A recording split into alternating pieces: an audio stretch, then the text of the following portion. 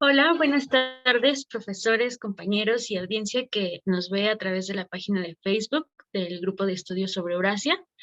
Hoy, 30 de septiembre, daremos continuación al seminario de Ulises Granados sobre geopolítica en Asia, con el tema Rusia y la geopolítica del conflicto en Ucrania. En esta ocasión, nos acompañan dos ponentes de quienes me permitiré leer su semblanza. Imelda Ibáñez Guzmán es maestra de Estudios de Relaciones Internacionales y actualmente es candidata para obtener el grado de doctora por el programa de posgrado en Ciencias Políticas y Sociales de la UNAM. Cuenta con una especialización en política exterior de México por el Colmex. De 2016 a 2019 realizó diversas estancias de investigación en la Federación de Rusia. En 2019 obtuvo la especialización en Historia Diplomática de Rusia por la Universidad Estatal de San Petersburgo. Desde el 2017 es ponente del Foro Internacional Rusia Iberoamericana y participa en entrevistas por el diario de Moscovita, Kommersant. En 2018 inició su participación como redactora, invitada por la revista académica de Ruskaya, Politología, en la Facultad de Politología, en la Universidad Estatal de Moscú. Desde el 2020, ella forma parte del grupo de estudios sobre Eurasia GESE y participa en entrevistas para la agencia de noticias de RIA Novosti, Sputnik en español. Es profesora adscrita al Centro de Relaciones Internacionales de la Facultad de Ciencias Políticas y Sociales en la UNAM y a partir del 2022 es coordinadora de los cursos de Rusia Política Exterior e Historia en la Escuela Geopolítica. Ha sido ponente en congresos de relaciones internacionales del ITESM en el Estado de México, en el Seminario Permanente a la Geopolítica de Facultad de Ciencias Políticas y Sociales, así como en la Facultad de Estudios Superiores de Acatlán y en el Instituto de Investigaciones Jurídicas. Ha participado en el Seminario de Anuario Mexicano de Derechos Internacional. Participa asimismo por los medios de comunicación como UNAM Global, la Radio UNAM, Reporte Indigo e Ibero Radio. Sus líneas de investigación son historia diplomática de Rusia y su política exterior, historia del pensamiento geopolítico ruso, historia y desarrollo de la relación México-Rusia. También nos acompaña Guadalupe Michelle Valderas Escutia. Ella es licenciada con mención honorífica en Relaciones Internacionales por la Facultad de Ciencias Políticas y Sociales en UNAM. Es maestrante de Estudios en Relaciones Internacionales del posgrado en Ciencias Políticas y Sociales de la UNAM e integrante del Grupo de Estudios sobre Eurasia GESE, como especialista en Rusia y Asia Central. También ha participado en diversos proyectos de investigación sobre seguridad, desarrollo y política internacionales, como resonancias de la militarización de seguridad humana en el siglo XXI y el desarrollo humano y la seguridad humana en el orden mundial del siglo XXI. Sus líneas de investigación son geopolítica de Rusia en Eurasia, el espacio postsoviético, cultura e identidad. Y su servidora, Jimena Rosales, actualmente estudio en la UAM Xochimilco en la licenciatura de Sociología y pues hoy tendré el papel de moderadora en este evento. Y bueno, les recuerdo a nuestras ponentes que tenemos entre 15 y 20 minutos para cada exposición y también hago una invitación a la audiencia para escribir sus preguntas a través de Facebook para darle respuesta al finalizar. Y pues bueno, empezamos con la profesora Imelda Ibáñez, quien presentará bases históricas para el análisis coyuntural del conflicto en Ucrania. ¿Qué tal? Muy buenos días. En primer lugar, agradezco mucho la invitación de nuestro querido colega Eduardo, por el ímpetu y sobre todo por el diseño, ¿no?, de este segundo seminario en honor a la memoria del doctor Ulises Granados, un académico destacado en los temas de estudio de geopolítica y sobre todo del estudio en la región Asia-Pacífico, ¿no? Y pues bien, a mí también reitero este gusto por acompañarme con Michelle Valderas, otra destacada compañera de estudios de Rusia. Y pues estamos en un día muy especial. Hoy, 30 de septiembre de 2022, la Federación de Rusia regresan cuatro repúblicas, un territorio históricamente conocido como parte de la Novorrusia, como parte del Donbass industrializado de la Unión Soviética.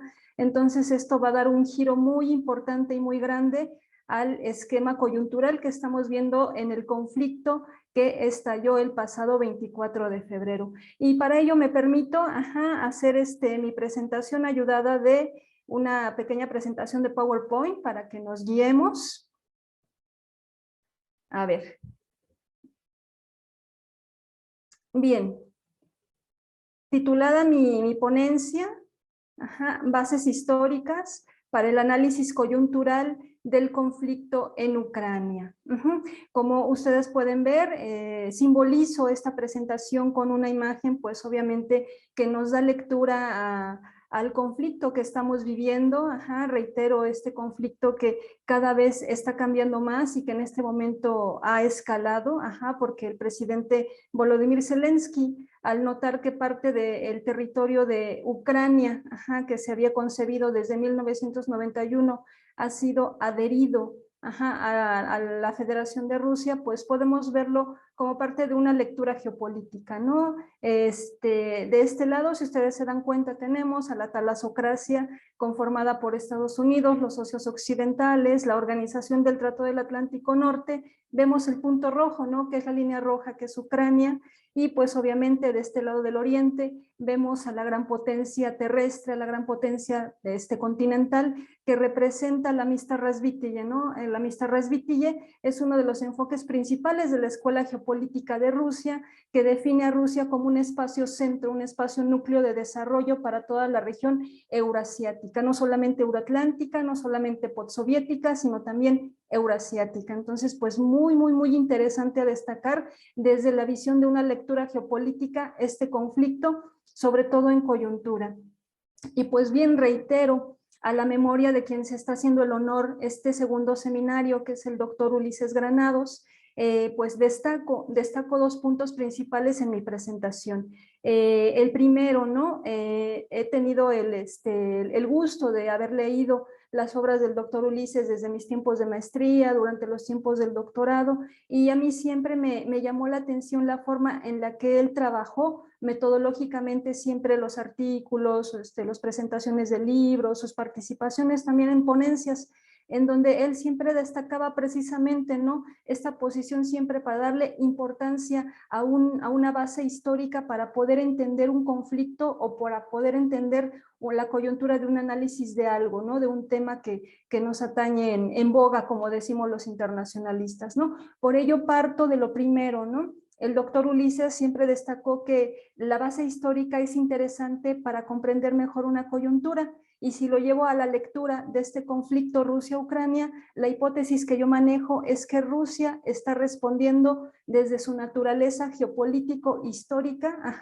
para hacer frente a toda la posición reaccionaria que han tenido los líderes occidentales en cuanto a la línea roja que es Ucrania, cómo ha sido y cómo se ha desarrollado este conflicto. En segundo lugar, también el doctor hace mucho énfasis, sobre todo lo tiene en un artículo destacado sobre las Islas Spratly, que es la internacionalización de un conflicto regional. ¿Hasta dónde impacta un conflicto regional para que esto se internacionalice y obviamente genere grandes cambios en el ámbito mundial? La hipótesis que manejo yo, destacado sobre todo para basarla en este conflicto, es que, redundo, este conflicto será el que impacte para generar grandes cambios al esquema de la política mundial. ¿Por qué? Porque simple y sencillamente es donde están inmiscuidas las potencias del G7, las grandes potencias euroatlánticas frente a una potencia político-militar, pero sobre todo continental, que sin ella pues no podemos entender la historia de la política mundial, ni presente ni pasado, porque pues simplemente sin Rusia no se entienden las relaciones internacionales, ¿no? Entonces, a la memoria del doctor Ulises, pues yo destaco estas dos formas en las cuales él siempre estudió y presentó sus análisis. Y bien, ya entrados en el tema, en primer lugar, pues tengo que presentarles nuestro tema, a lo que nos reúne el día de hoy, es el tema de geopolítica. ¿Qué es la geopolítica rusa? ¿Cómo entienden los rusos la geopolítica? Pues bien, les presento el concepto que ellos tienen de esta forma, de esta disciplina, porque en Rusia geopolítica se estudia como disciplina. Este concepto yo lo saqué basándome de la enciclopedia de la geopolítica rusa, presentada por la editorial Unipress, en conjunto con la Universidad Estatal de San Petersburgo. Es una enciclopedia sumamente interesante, se edita en el año 2010, de hecho no hace mucho que se editó. Y pues bien, los rusos conciben a la geopolítica de la siguiente forma: es el estudio de la condicionalidad geográfica de los fenómenos políticos. Así es como se concibe en Rusia esta disciplina. Insisto que también se estudia desde la base científica. Es una disciplina científica que se estudia allá, y entonces, repito, es el estudio de la condicionalidad geográfica de los fenómenos políticos. Y pues bien, ya vamos a entrar a lo que es nuestro tema, este conflicto Rusia-Ucrania, que de hecho, como bien lo he presentado en otras participaciones, en donde he tenido la oportunidad también de platicar sobre este tema tan interesante. Pues bien, para mí este conflicto no inició el pasado 24 de febrero, no inició de hecho el pasado febrero del 2014, cuando se desestabiliza Ucrania. Este conflicto es una parte que debemos de entender como resultado de una guerra fría que se cerró en falso. Y esta forma que se cierra en falso, pues da como resultado posteriormente pues toda esta desestabilización. Pero bien, debemos de irnos, como bien lo manejé al principio, hace 2 diapositivas, a la base histórica. ¿Por qué es tan interesante comprender históricamente a Ucrania para entender lo que sucede actualmente en la forma pues más contemporánea? Bien, pues rápidamente les presento en unas siguientes diapositivas la historia de Ucrania y su relación histórico-geopolítica con Rusia. Pues bien, rápidamente, entre los siglos 9 y 12, se forman diversos principados, que de hecho el Estado ruso antiguo estaba conformado por diversos principados. En este mapa, como ustedes se dan cuenta, les presento también cómo Ucrania fue cambiando territorialmente, ¿no? Entonces, a través de estos siglos, entre el siglo 9 y 12, la mayoría de los territorios de la Rus de Kiev, Kiev es una de las segundas capitales antiguas de Rusia, porque la primera donde nació Rusia es Novgorod, la antigua Novgorod, que actualmente es Veliky Novgorod, la ciudad del norte de Rusia. Pues bueno, estos territorios de la Rus de Kiev formaban parte del antiguo estado feudal ruso. Para el siglo XIV, la región que en su momento fue la Rus de Kiev quedó bajo el dominio territorial del Ducado de Lituania y Polonia. Recordemos que en esos tiempos Rusia se encontraba en una batalla, comúnmente siempre con los occidentales, fuese los cruzados, fuese el reino de Livonia, fuese los polacos. En un momento en donde perdió una batalla, pues los polacos y los lituanos anexan la parte de Ucrania y la parte de Bielorrusia a su territorio. Pero ¿qué sucede después de algunos años? Pues de 1648 a 1654, la lucha contra la agresión polaco-lituana por parte de Rusia terminó con una guerra de liberación de los pueblos ucraniano y bielorruso y la unificación con el territorio del antiguo Estado ruso por medio del tratado llamado Pereyaslava Rada, que de hecho Rada significa en ucraniano consejo, y de hecho es el aparato legislativo, ¿no?, que actualmente se le conoce a Ucrania, ¿no?, su consejo, su Rada.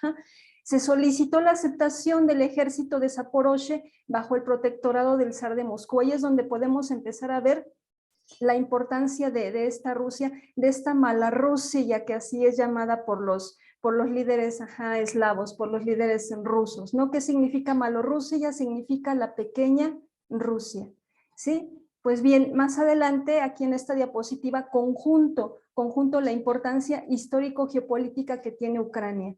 ¿Qué significa Ucrania en eslavo y sobre todo en ruso? Ucraína, como le llaman los rusos, significa lugar de encuentro o región periférica, es decir, que va a ser la bisagra, que abra el espacio entre el oriente y el occidente. Eso significa Ucraína para los rusos. Posteriormente, a la unificación de el ducado de Moscú con Iván III, viene una designación de muchos zares. Todos esos zares van a hacer que la territorialidad de Rusia, de ese antiguo estado ruso, ese antiguo estado ruso vaya consolidándose.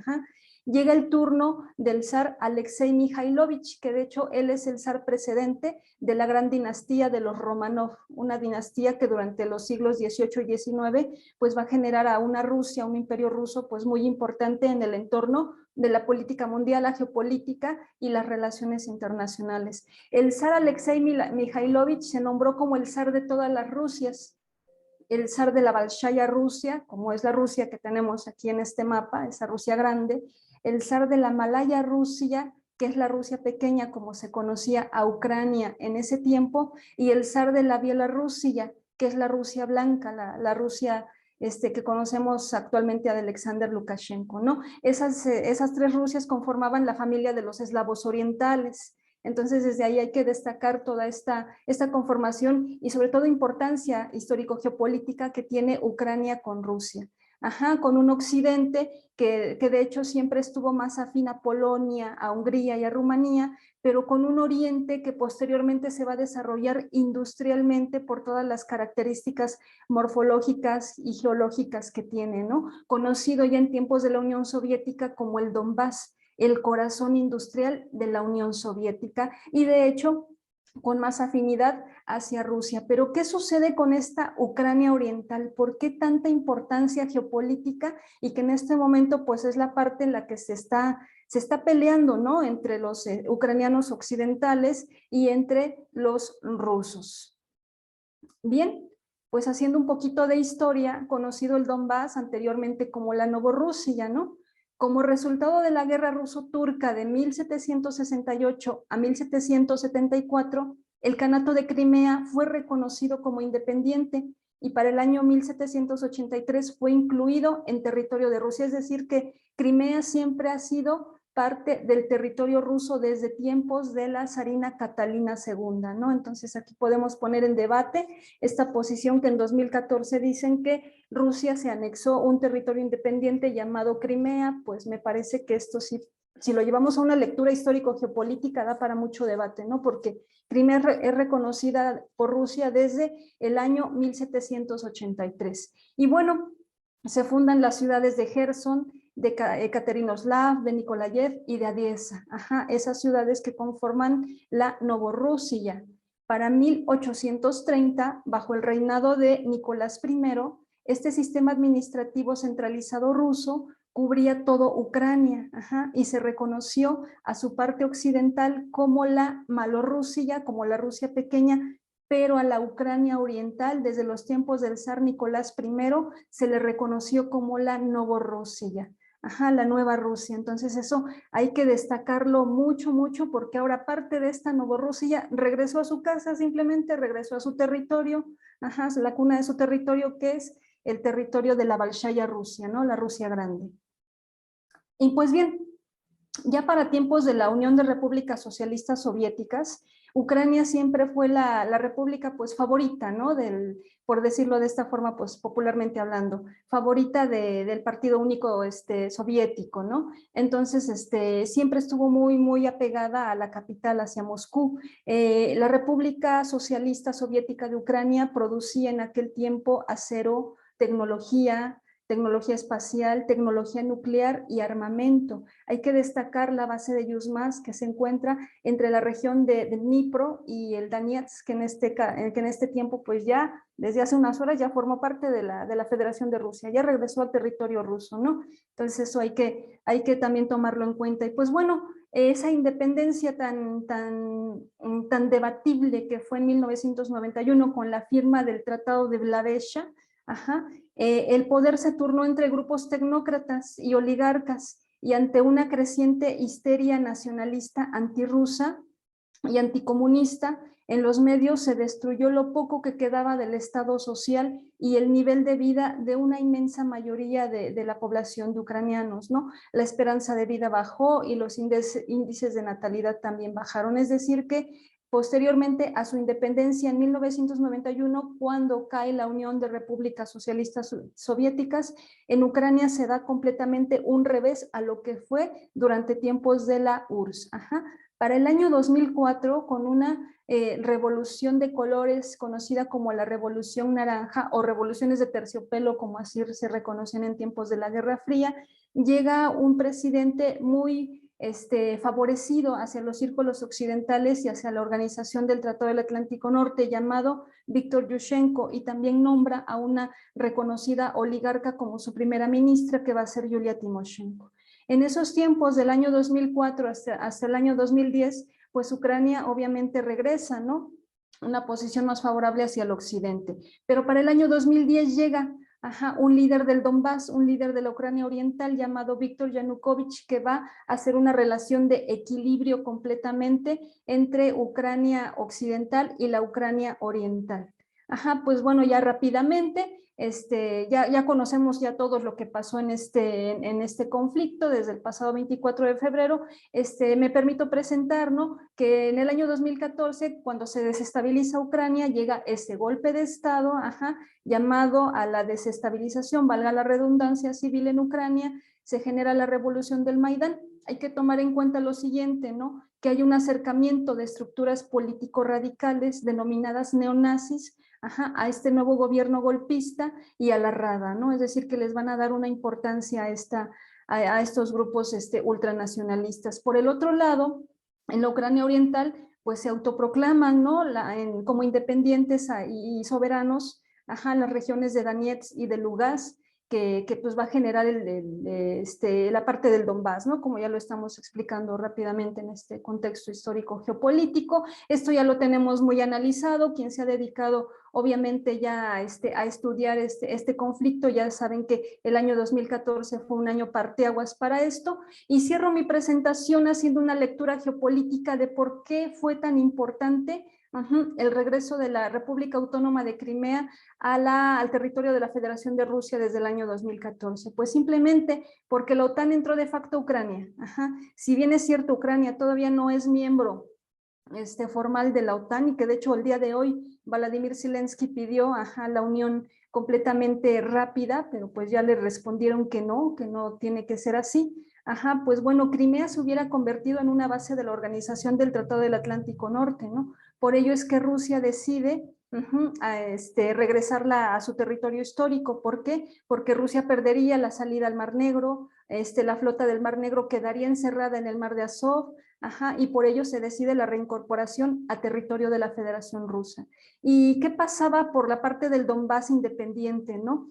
Pues bien, los líderes rusos en 2014 decidieron congelar el conflicto, esperando a una negociación que se da en 2015 con la firma de los acuerdos de Minsk, pero pasado 2016, 17, 18, llegando hasta el año 2021, precisamente hace un año, pues esos acuerdos nunca se lograron. Se generó otro acuerdo que fue el Minsk II, también no se logró, y con ello inició precisamente una escalada que estalló el pasado mes de febrero. Con ello, pues cierro esta presentación. Fue muy rápida, fue muy dimensionada en cuanto a presentar podemos llamarle esta fotografía, ¿no?, histórico-geopolítica, para entender mejor por qué Ucrania es una parte esencial e importante de las líneas rojas de seguridad en cuestión de territorialidad y de seguridad nacional para los fines de la proyección de la política exterior de Rusia. Y pues bien,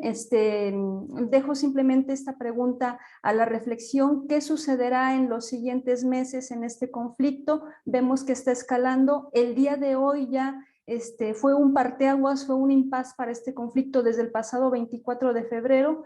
Hay que estar atentos a toda esta posición que siga dentro de la proyección de la nueva política exterior de Rusia, hacia dónde se dirige, más hacia Eurasia. Todavía quiere buscar un lugar en la región euroatlántica. Me parece que es un tema y es un conflicto que, como les comentaba, y es mi hipótesis, ¿no? Va a generar grandes cambios tectónicos en la seguridad internacional y en la política mundial. Con esto agradezco mucho y pues termino mi presentación. Muchas gracias.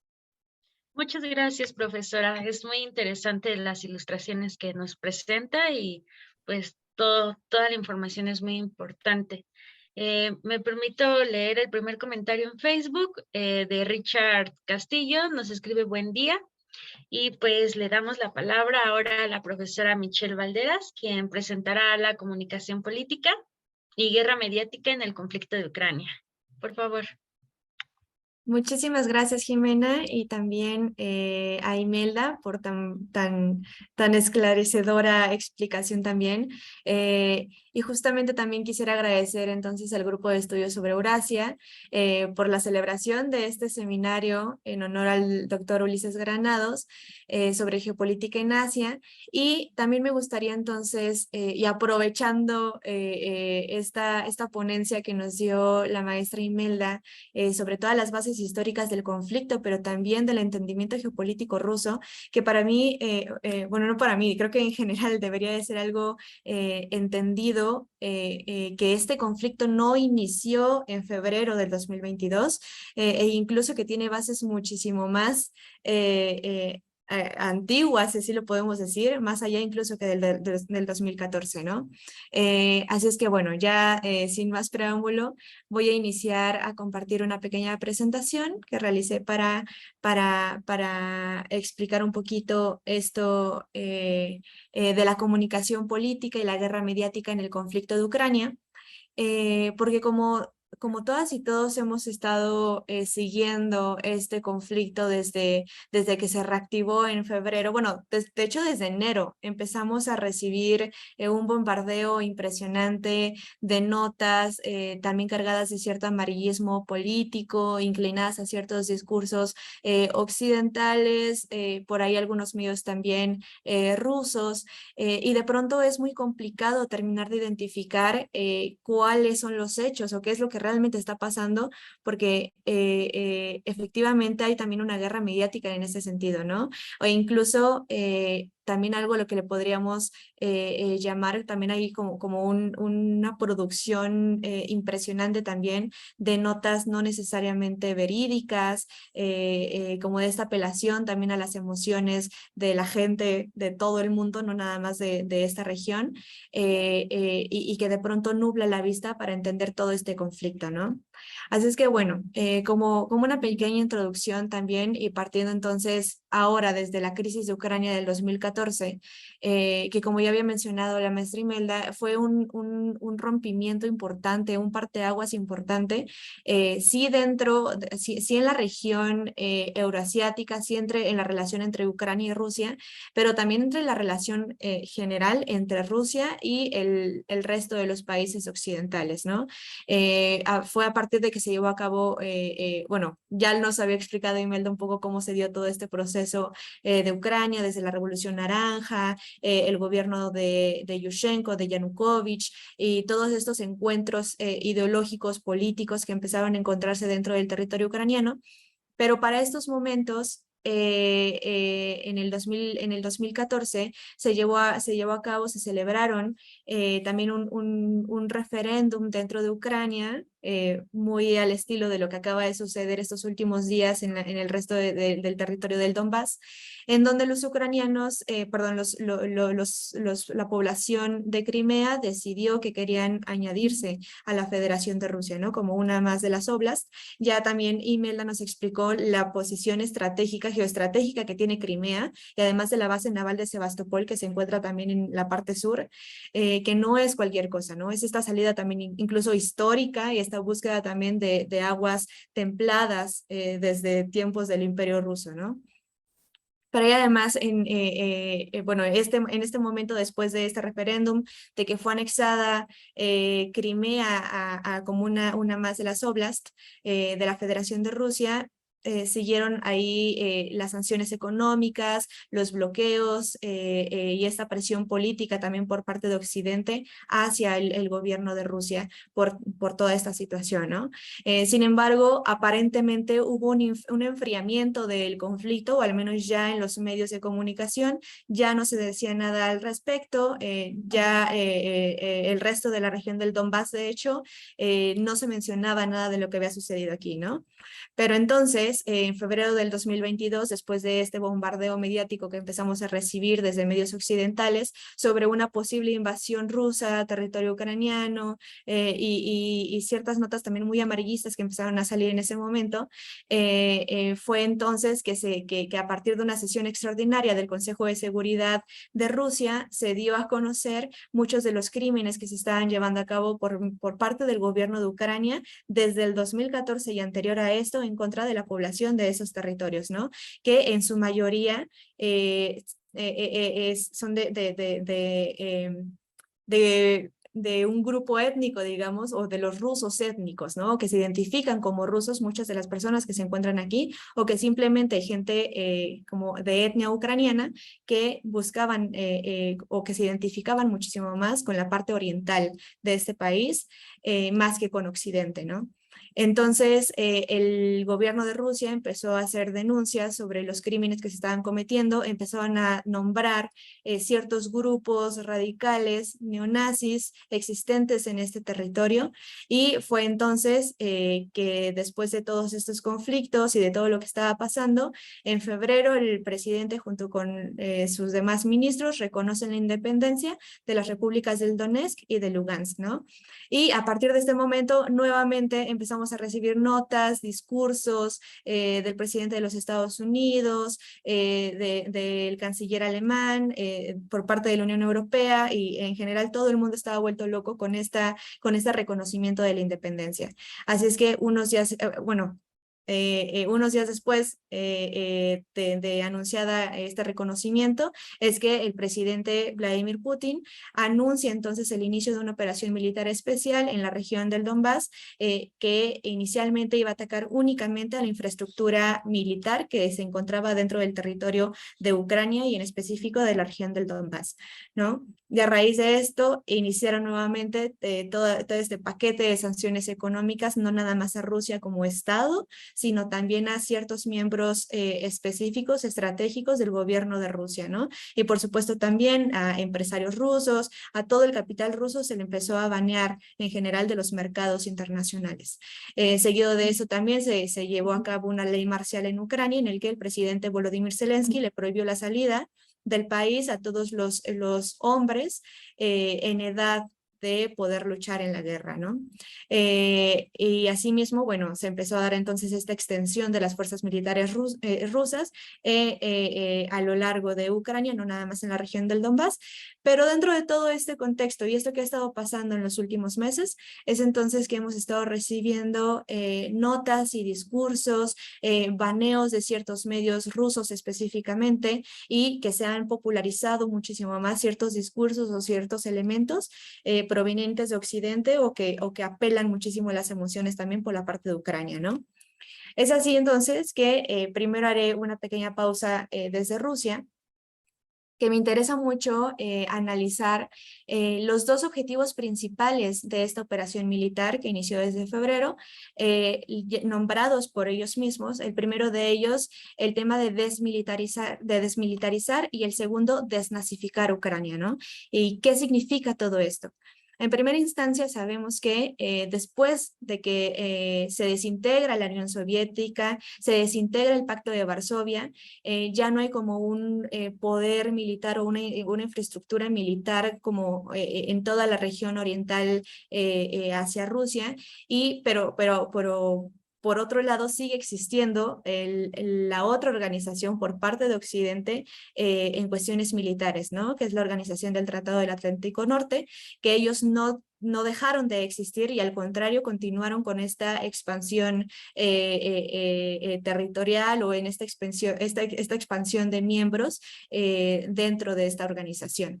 En cuanto se deshace la Unión Soviética, es entonces que se empiezan a integrar muchos de los países que anteriormente formaron parte del bloque socialista e incluso algunos de ellos que formaron parte de la Unión Soviética, ¿no? Pensemos, por ejemplo, en los países bálticos, en Estonia, Letonia y Lituania, que inmediatamente o poco tiempo después ellos fueron anexados a la Unión Europea y a la OTAN, ¿no? Teniendo entonces ya frontera directa con Rusia. ¿Y esto en qué se traduce? Además de sus artículos que son evidentemente con fines militares de protección de la alianza, pero además en este sentido de que un ataque a uno es considerado un ataque al resto de los miembros, ya sea europeo o los Estados Unidos directamente o Canadá incluso, también es cierto que al añadirse en esta estructura o en esta organización, dan permisos de que la organización pueda implantar ciertas bases militares o desarrollar infraestructura militar dentro de sus territorios, ¿no? Lo que pasó, por ejemplo, con los estados bálticos y que después de ciertos discursos que había estado dando el presidente Zelensky de estos deseos de añadirse también a la Unión Europea o incluso a la OTAN, por supuesto que levantó entonces las señales de alerta para el gobierno de Rusia con esta posibilidad de que Ucrania fuera añadida también a la organización y por lo tanto que se implantaran mayores bases militares o despliegue estratégico justamente en las fronteras con Rusia, ¿no? En este sentido entonces se hablaba de este acercamiento geopolítico que ha estado realizando Occidente en las fronteras de Rusia. Pero bueno, el segundo elemento y que también me parece muy importante para entender este conflicto es el término de la desnazificación, desnazificar Ucrania.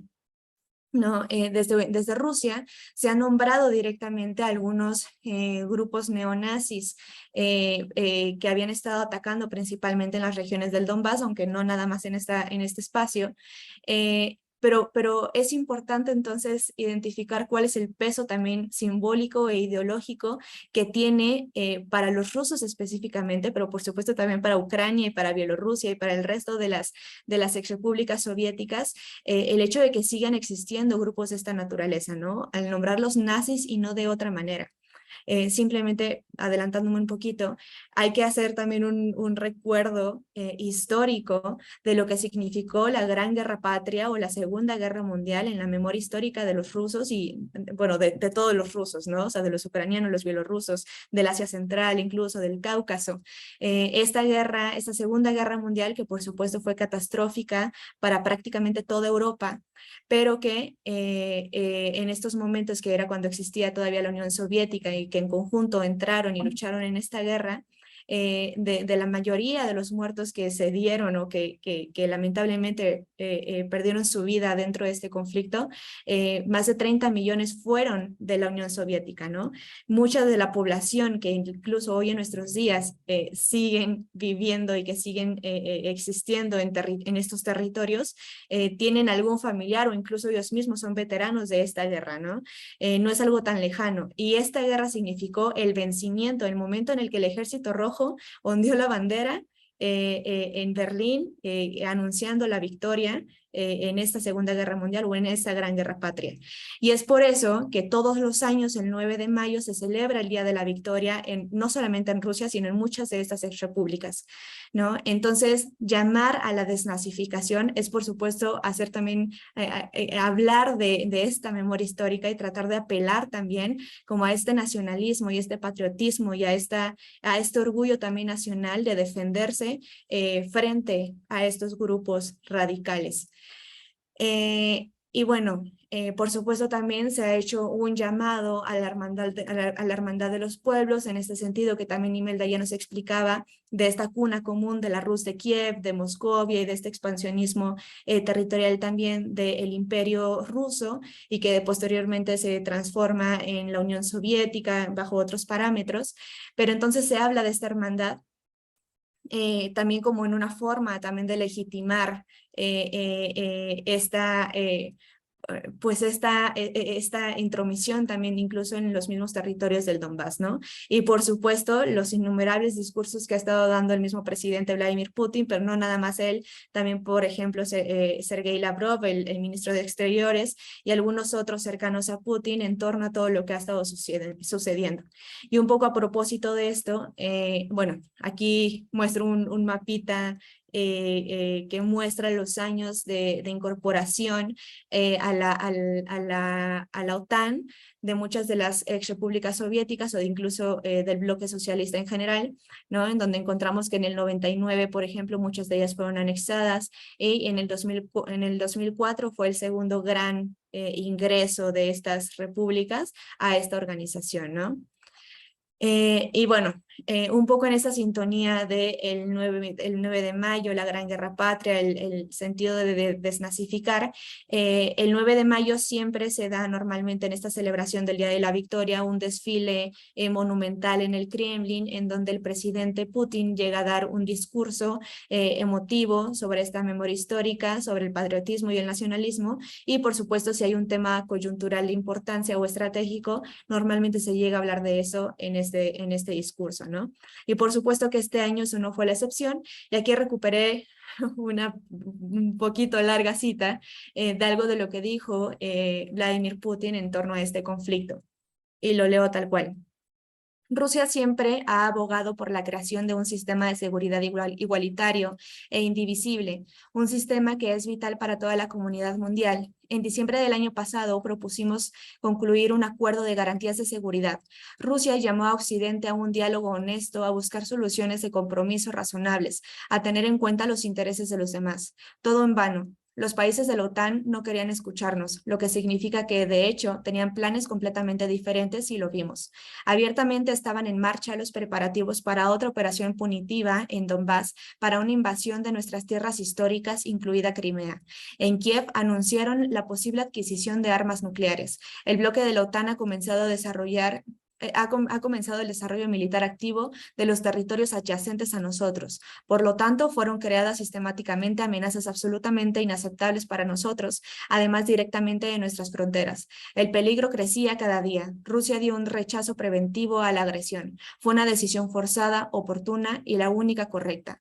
La decisión de un país soberano, fuerte e independiente, ¿no? Y pues creo que esta cita refleja bastante del discurso general del gobierno de la Federación de Rusia frente a este conflicto, ¿no? La posición y las motivaciones que les llevaron entonces a tomar estas decisiones militares. Y un poquito para ir haciendo este balance, por supuesto que del lado de Ucrania no ha sido la excepción, también han existido ciertos elementos discursivos y mediáticos para también legitimar muchas de las acciones que han estado tomando, ¿no? En primera instancia, no podemos dejar de lado estos discursos y estos elementos que han mostrado sus deseos de añadirse a la OTAN y a la Unión Europea. Ha habido también una mediatización del conflicto desde el momento uno en el que empezó a sonar, aunque sea de manera lejana, que algo podría ocurrir, ¿no? Inmediatamente el presidente Volodymyr Zelensky empezó a nombrar ciertos discursos llamando por ayuda internacional, por ayuda de los Estados Unidos para que fueran y les ayudaran frente a los rusos, ¿no? Pero además han estado también presentes en ciertos programas televisivos, en contacto con ciertas estrellas de Hollywood e incluso apareciendo en revistas de renombre y de alta moda internacional como lo fue Vogue, ¿no? Y que fue también sumamente criticable que un presidente de un país que actualmente se encuentra en un conflicto armado de esta naturaleza se estuviera dando el tiempo o el espacio para poder estar posando de esta manera, ¿no? De esta manera tan frívola, él y su esposa como rodeados, como podemos ver en esta imagen de acá, frente a los soldados ucranianos y luchando esta guerra. Y por supuesto también no podemos dejar de lado el origen de Zelensky, ¿no? Que Zelensky de entrada no es un político de formación, sino que incluso él era un cómico, un actor cómico, que él protagonizaba una serie de televisión muy popular en Ucrania llamada Servidor del Pueblo, en el que un día de la nada es elegido para ser candidato presidencial de Ucrania, y entonces es este personaje irónico en un sentido de sátira política, que él lucha por los ucranianos y ante la corrupción y demás. Y para el momento en el que se llevó a cabo la tercera temporada de esta serie de televisión, Zelensky también se encontraba ya en una campaña electoral real para tomar el cargo de presidente del país de Ucrania. Y por supuesto, en este sentido, los discursos no han estado fuera. Como había comentado, en la mayoría de las exrepúblicas se sigue festejando el Día de la Victoria, porque fue muy importante históricamente para ellos. Y en el caso de Ucrania, bueno, aquí algunas imágenes de esas que comentaba, ¿no? En este sentido también de apelar a las emociones, los niños despidiéndose de sus soldados ucranianos, las flores en el cabello de las mujeres militares. O sea, es el tipo de imágenes que han estado circulando en torno al conflicto, que por supuesto es una desgracia humanitaria y es una pena que tengan que estar en un conflicto de esta naturaleza, pero creo que también se ha usado bastante este discurso para tratar de seguir alimentando como las tensiones entre estos países, ¿no?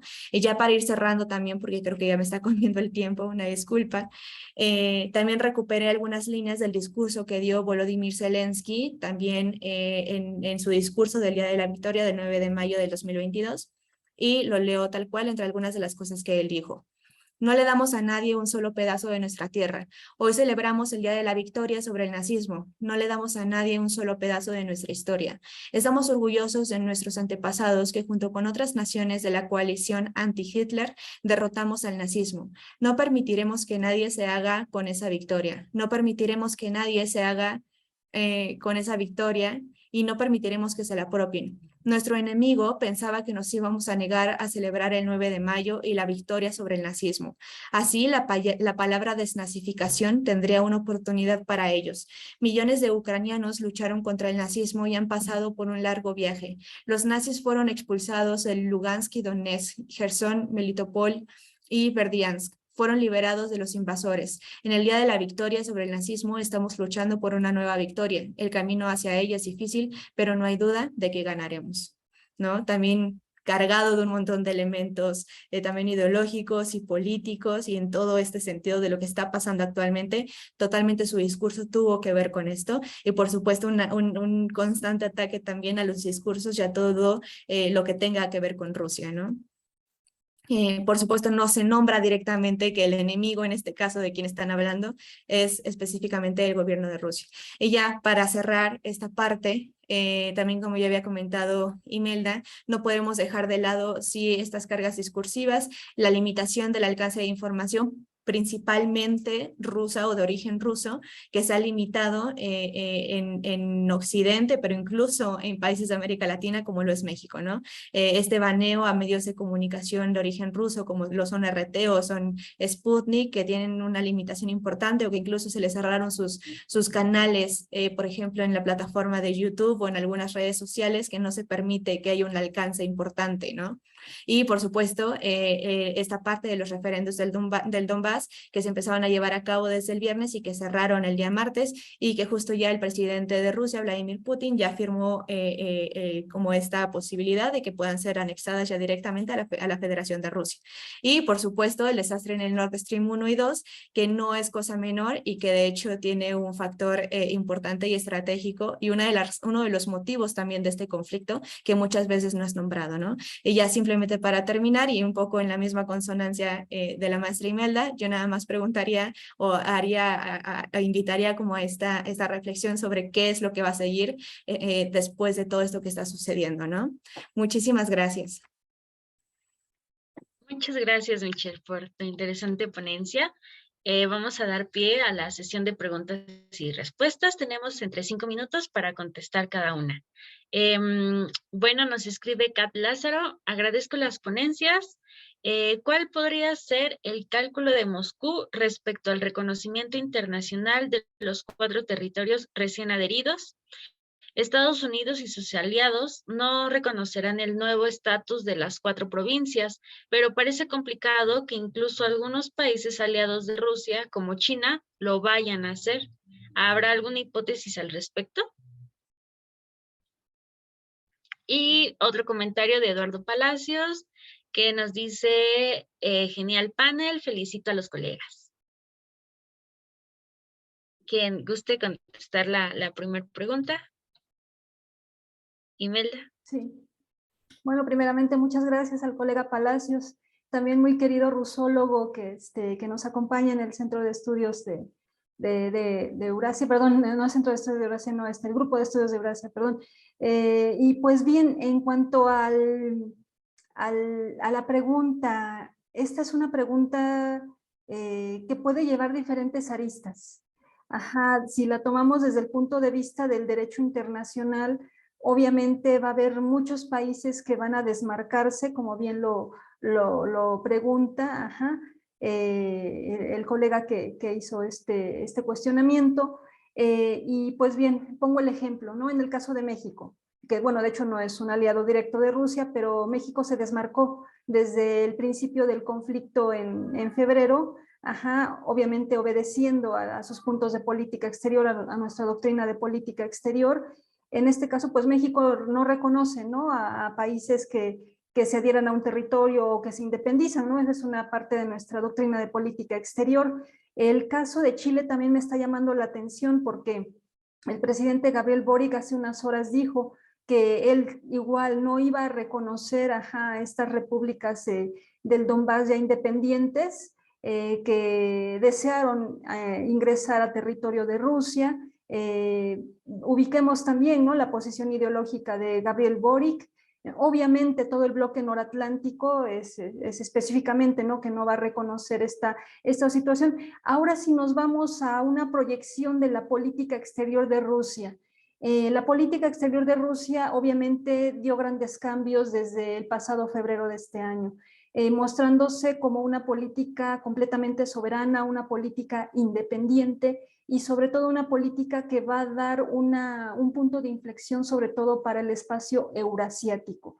El espacio eurasiático se compone obviamente parte de Rusia, la República Popular de China, India, los países del sudeste asiático. Ajá, entonces estos países son los que puedo yo pensar que van a jugar una carta también desmarcada, pero no por ello los intereses, sobre todo estratégicos, ¿no?, de tender estos puentes de cooperación con Rusia no van a ceder. Rusia buscó obviamente, y en el caso del sentido de la seguridad energética, ajá, a los mercados eurasiáticos para poder así equilibrar, ajá, esta posición, perdón, en cuanto a que pues vaya, en los mercados europeos se les cerró la puerta para seguir haciendo esa negociación. Lo digo en el ejemplo, ¿no?, de la seguridad energética. Entonces esta cuestión del reconocimiento o no reconocimiento de las 4 repúblicas del Donbass que regresan, ¿no?, porque ya lo vimos, históricamente siempre han formado parte del territorio de Rusia, ¿no? Entonces estas repúblicas independientes del Donbass que regresan a territorio de Rusia, pues obviamente, ¿no?, van a tener mucha importancia estratégica para la propia Rusia, para los líderes en Moscú. Y vamos a ver, como les comento, no nada está escrito todavía, estamos en una coyuntura completamente difícil, comento incluso a mis alumnos, yo doy la clase precisamente de análisis de coyuntura, que todo esto cambia en minutos, ¿no? Y estamos viendo que desde hace unas horas, desde que nos levantamos hoy a las 7 de la mañana, pues Rusia reconoce a 4 repúblicas del Donbass. Zelensky llama a una adhesión completamente directa y de facto, bueno, no de facto, completamente directa y rapidísima a la OTAN, pero ya la OTAN le respondió que no, que lo va a seguir apoyando, pero no dando una intromisión, ¿no? Y esto lo digo entre comillas porque pues, la OTAN ha sido un agente directo, ¿no?, desde que inició este conflicto. Y pues bueno, el discurso que dio el presidente Vladimir Vladimirovich hace unas horas en esta ceremonia de adhesión de las repúblicas del Donbass, hay que tomarlo en cuenta también. De ese discurso, si hacemos un análisis, pues es completamente un desafío hacia Estados Unidos, hacia el lado anglosajón de la Organización del Tratado del Atlántico Norte, hacia la Unión Europea también, ajá, dejándoles en claro que pues hay un punto de no retorno, ¿no? Y habiendo un punto de no retorno, diciéndolo una potencia como es Rusia, que siempre ha sido implicada en los cambios de la política mundial, entonces la política mundial tendrá que cambiar, ¿no? El equilibrio de reconocimiento o no reconocimiento de diversos territorios me parece que es importante destacarlo, pero si lo destacamos desde la lectura geopolítica, respondo y repito, ¿no? Rusia simplemente está mostrando, ¿no?, una reflexión de su posición histórico-geopolítica en el mundo, y el mensaje que está mandando al mundo es que a través precisamente de la posición que tienen ellos se generarán grandes cambios en la política mundial. Es el punto de vista que yo tengo, ¿no?, de esta pregunta. Profesora Michelle, ¿tiene algo que Sí, sí. compartir? Sí. Sí, no, pues estoy totalmente de acuerdo con lo que acaba de comentar Imelda. Justo me parece que desde Rusia están totalmente conscientes de que desde Occidente no va a haber un reconocimiento ni a la celebración de los referéndum y por supuesto ni a la anexión o a la incorporación de estos nuevos territorios a la federación. Por otro lado, y un poquito lo que voy viendo, como respondiendo un poquito también a algo que están preguntando, que si hay alguna manera como de nivelar como este no reconocimiento, ¿qué haría Rusia frente a eso? Pues huí un poco también en la misma sintonía de Imelda. Por supuesto que Rusia se ha tratado de blindar también frente a estas presiones y estas sanciones económicas, incluso desde Occidente, ¿no? Quizás en su momento, en el año 2014, todavía no hubo como esta fuerza económica o estratégica para que Rusia pudiera tener alguna otra alternativa tan directa como lo tiene ahorita. Por supuesto que los mercados asiáticos han sido súper importantes para que Rusia pueda mantener la estabilidad incluso hoy en nuestros días, ¿no? Algo que yo comentaba desde que inició el conflicto es que a mí de verdad me sorprendió mucho el manejo económico y financiero que tuvo Rusia al interior del país para tratar de mantener estable su moneda, ¿no? Por supuesto, en algún momento cuando recién inició el conflicto sí hubo una devaluación importante, pero se recuperaron me parece que en menos de un mes y hoy en día están en términos prácticamente iguales que antes del conflicto. En este sentido, los mercados energéticos, por ejemplo, son sumamente estratégicos para Rusia y no nada más en la venta a Europa, aunque es muy importante, pero también tienen por otro lado ese suministro y estos tratados y acuerdos que ya tienen con países asiáticos, como lo puede ser directamente con China, ¿no? Entonces, creo que ahí hay una salida importante y pues creo que por ahora yo lo dejaría por aquí. Sí, muchas gracias. Nos vamos a ir un poquito rápido porque les recuerdo que tenemos 5 minutos para las preguntas. Voy a leer todas y ya ustedes eligen cuál responder. Bueno, hay una pregunta de Aurora Adriada del Abeto. Nos escribe, ¿ven la posibilidad de que el ataque atómico por parte de Rusia no, bueno, esa es una. Otra de Eduardo Palacios dice, Putin ha dicho que la anexión de los nuevos 4 miembros de la Federación Rusa es una realidad y es irrevocable. ¿Consideran que esto puede representar una oportunidad para terminar el conflicto o que todo lo contrario llevará a llevará a la recuperación de estos territorios por la fuerza, alargando el conflicto? Nos escribe gracias, saludos. Y Maciel Hernández dice, ¿cuál sería la carta más fuerte que tiene Rusia para poder subsistir económicamente en los próximos años? También el último comentario de Alondra Jiménez dice, excelente mesa, muchas gracias y felicitaciones a las ponentes. ¿Quién gusta iniciar? Bien, pues rápidamente, respondiendo a estas 3 preguntas, lo voy a hacer de forma concisa.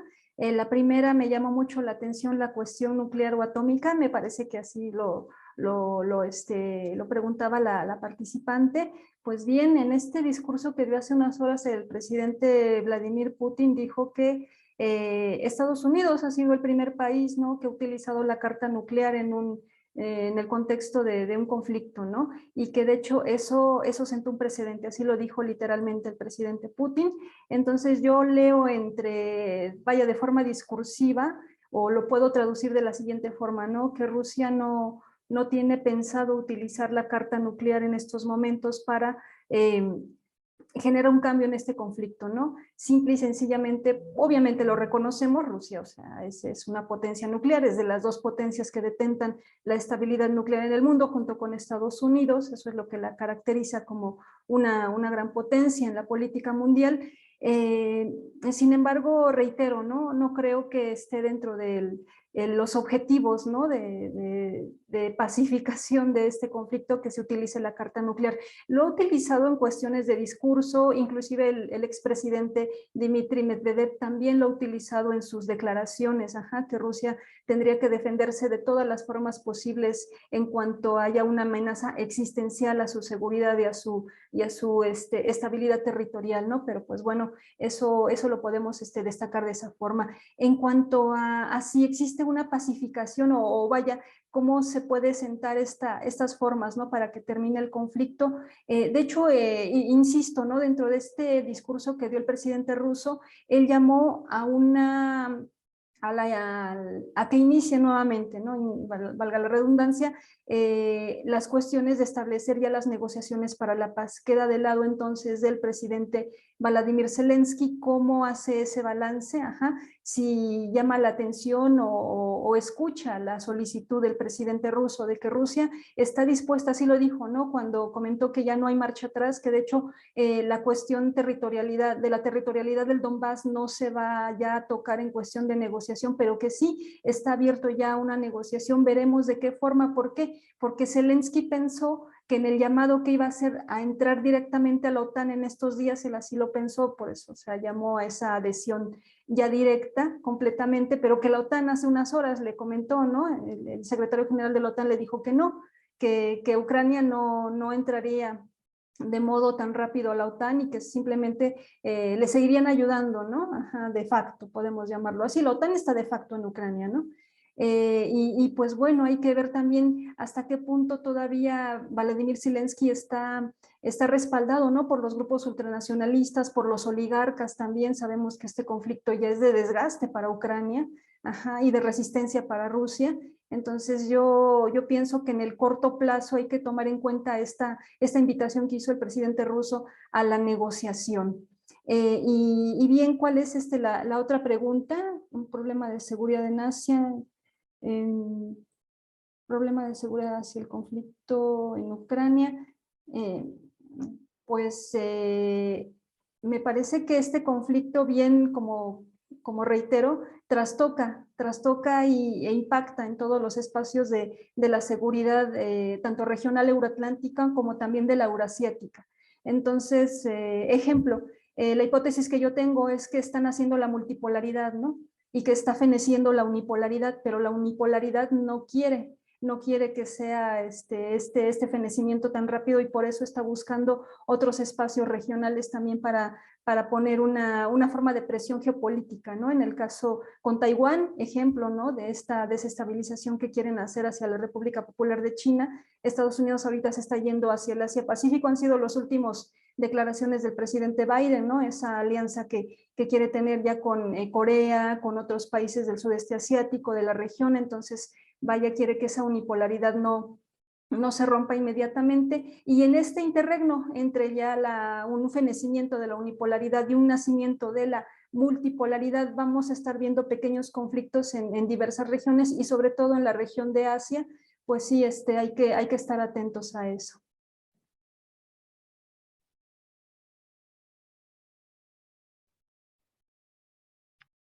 Sí, bueno, y ya nada más rapidísimo y también tratando de abonar un poquito lo que la maestra Imelda ya también comentó clarísimamente sobre esta pregunta, que si el elemento de los referéndums, la celebración de los referéndums y la anexión de estos territorios ya a la federación, si pudiera ser como el principio del fin de este conflicto.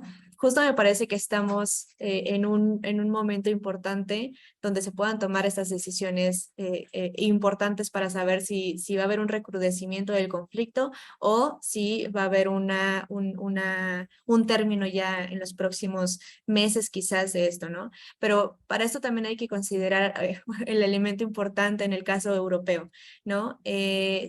Por un lado, es cierto que la OTAN desde siempre marcó también como su línea con Ucrania, bueno, con el presidente Zelensky, de no quererse involucrar, o al menos no directamente en este conflicto, sabiendo las repercusiones que esto podría tener al enfrentarse directamente ya a la OTAN con con Rusia, ¿no? Incluso en este sentido que también ya se había mencionado, el potencial nuclear que también tiene Rusia y por supuesto que un enfrentamiento directo no le convendría a nadie. Pero también es cierto que el papel de Europa también se encuentra bastante tambaleante frente a Rusia, porque algo importante que decir es que el momento, o sea, este momento del conflicto no es exactamente igual que como lo fue quizás en febrero, ¿no? Que en febrero sí pudieron nombrar y echar a andar todas estas sanciones económicas y toda la presión política y comercial y en todos los sentidos que quisieron desde Occidente hacia Rusia, porque quizás no había tanto peligro en ese momento en ningún sentido. Pero por ahora el invierno se está acercando, ¿no? Y por eso también comentaba la importancia de este desastre, de este sabotaje que ocurrió apenas en el Nord Stream 1 y 2, que aparentemente no se sabe bien a ciencia cierta quiénes fueron los responsables, pero sí se asume que hubo ahí una explosión antes de que se dieran esas fugas de gas. Pues y por supuesto que el principal beneficiado de este desastre son los Estados Unidos, que desde hace tiempo han estado buscando que Europa les compre estos recursos, a pesar de que evidentemente por las cuestiones logísticas saldría muchísimo más costoso comprar a los Estados Unidos que pagárselo directamente a Rusia, ¿no? Aún así, pues Europa o algunos países europeos dependen bastante de este elemento energético desde Rusia, por lo que no creo que justo en este momento se vayan a plantear directamente en contra ya de todas las acciones en contra de Rusia o con esta anexión, y yo creo que más bien tratarán de quizás abstenerse del reconocimiento, pero ya no seguir con el conflicto para tratar de asegurar un poquito la estabilidad económica y energética europea para el invierno en general, ¿no? Sí, pues agradezco que tienes el micrófono prendido para anexar una última pregunta que nos hace Jesús Ramírez. Nos dice, saludos desde Oaxaca, excelentes participaciones. ¿Consideran que hay algún problema de seguridad en Asia por el conflicto Rusia-Ucrania, más allá del conflicto que ya existe? Uf, pues evidentemente este conflicto ha destapado muchas tensiones, no nada más entre Rusia y Occidente, sino incluso ha habido ahí algunos temas también con la misma China, ¿no? Y también algo de lo que ya comentaba Imelda, hay la búsqueda también estratégica y militar que han tenido los Estados Unidos con algunos países del sudeste asiático y en general en el Pacífico. No creo que vaya a haber un conflicto absolutamente ligado al conflicto en Ucrania, pero sí es probable que se sigan tensando las situaciones en el resto de la región asiática, principalmente con la cuestión de China, ¿no? Pero pues yo creo que con eso cerraría. Sí, muy bien, muchas gracias. Pues igual agradezco a las personitas que nos están sintonizando a través de Facebook. Muchas gracias por el interés que tienen en este seminario. Y bueno, les invito también a las ponentes pues a hacer un comentario del cierre y pues yo les agradezco mucho también a ustedes por su interesante participación. Fue un gusto compartir virtualmente en este espacio con ustedes y pues si tienen algún comentario, pues con ese cerraríamos. Muchas gracias. Pues reitero esta invitación a la participación en el seminario a la memoria del doctor Ulises Granados. Y pues bien, esta mesa de análisis que llevó el nombre de la importancia geopolítica en este conflicto que hemos estado viviendo y del que hemos estado atentos, sobre todo los internacionalistas que nos dedicamos, ¿no?, al estudio tanto coyuntural, pero también histórico en la política mundial, ¿no? Me parece que la reflexión que yo tengo, y lo reitero, es que es el conflicto que va a llevar a grandes cambios y a grandes precedentes en la política mundial a principios del siglo XXI. Sin Rusia no se puede hablar de política mundial ni relaciones internacionales, hay que estar atentos también a eso. Y pues invitar siempre a los alumnos y a los participantes que estuvieron atentos aquí a esta mesa de análisis, que siempre cuando vayamos a analizar algo en cuestión coyuntural, siempre tomemos una base histórica, porque eso de verdad que nos ayudará muchísimo, muchísimo a poder generar una mayor dimensión y enriquecimiento de todo de todos los datos, de todas las formas, en este caso geográficas y geopolíticas, que nos invitan a reconocer más el caso más específico, ¿no?, de la relación histórico-geopolítica Ucrania-Rusia y por qué Rusia respondió de esa forma, ¿no?, desde la base de su formación geopolítica e histórica. Con eso yo termino y agradezco nuevamente y que pasen una muy buena tarde. Sí, yo también quisiera aprovechar ya para cerrar mi comentario. También agradecer al grupo de estudios sobre Eurasia por estas mesas que me parece que son sumamente necesarias desde la gran Eurasia, ¿no? Entender los procesos geopolíticos desde diferentes aristas y, por supuesto, reconociendo también el trabajo del doctor Ulises Granados y que justo y siguiendo un poco también de lo que ya estaba comentando Imelda, no hay manera de que podamos entender las dinámicas de la gran Eurasia sin tener, y ni siquiera, bueno, de la región y del mundo entero, sin echar también ahí un ojo a lo que está sucediendo en Rusia y ahora en este conflicto con Ucrania, ¿no?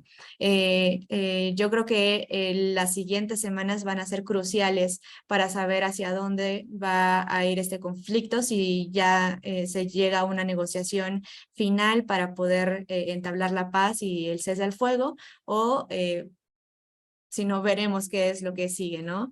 Yo también invito a que sigamos reflexionando, que sigamos viendo lo que está sucediendo y lo que va a seguir pasando, las decisiones, los discursos y demás, pero también todo desde un enfoque crítico, ¿no? O sea, sí, un enfoque crítico, sí, por supuesto, a las acciones rusas, pero también a las acciones, a los discursos que desde Ucrania y desde Occidente se han estado expandiendo en general, ¿no? Y que además pues son los medios de comunicación predominantes en todo el mundo y que es muy fácil normalmente que caigamos en estos discursos incluso hasta rusofóbicos, ¿no?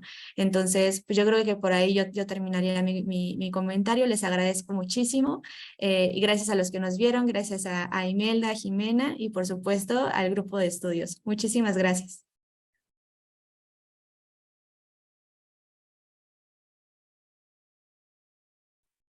Muchas gracias, Imelda, Michelle. Me parece que nuestra moderadora tuvo un problema ahí de conexión. Ah, ya regresó. Adelante, por favor, Jimena. Sí, discúlpenme, pues bueno, no me quedaba más que invitarlos a que nos acompañen a las últimas actividades del seminario de Ulises Granados sobre geopolítica en Asia. Pues cerraremos con la mesa sobre geopolítica del manga, que se realizará este 5 de octubre a las 5 horas. Y pues de la misma forma los invito a que nos sigan en nuestras redes de Instagram, Twitter y bueno, del grupo de estudios sobre Eurasia. Y pues bueno, por otra parte sería todo. Muchas gracias y disculpen la mala conexión. Muchas gracias. Gracias. Buena tarde. Muchas gracias, Jimena. Buenas tardes.